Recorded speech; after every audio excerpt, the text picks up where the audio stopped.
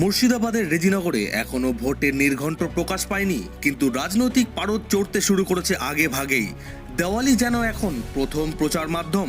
৭০ নম্বর রেজিনগর বিধানসভা এলাকায় চোখে পড়েছে জনতা উন্নয়ন পার্টির দেওয়াল লিখন।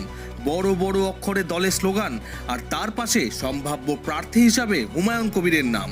সংগঠন মজবুত করা এবং মানুষের কাছে বার্তা পৌঁছে দিতেই এই উদ্যোগ। এই বিষয়ে কি বললেন দলের কর্মীরা, শোনাবো আপনাদের।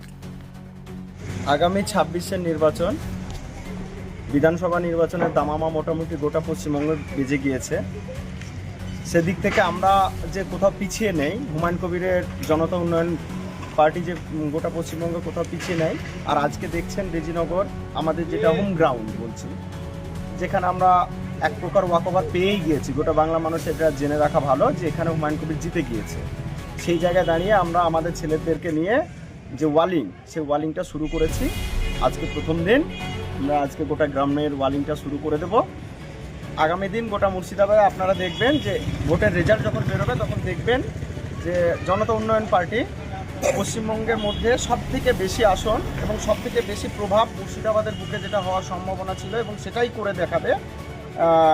মমতা ব্যানার্জির তৃণমূল সরকার সবথেকে যন্ত্রণার জায়গা মুর্শিদাবাদে হয়ে দাঁড়াবে, এটুকু বলে রাখলাম। তবে রাজনৈতিক মহলের মতে দেওয়াল দখল মানেই আগাম শক্তি পরীক্ষা।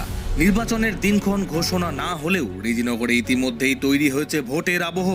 এখন দেখার আনুষ্ঠানিক ঘোষণা ঘিরে এই উত্তাপ কতটা বাড়ে। Bureau report, Bangla news.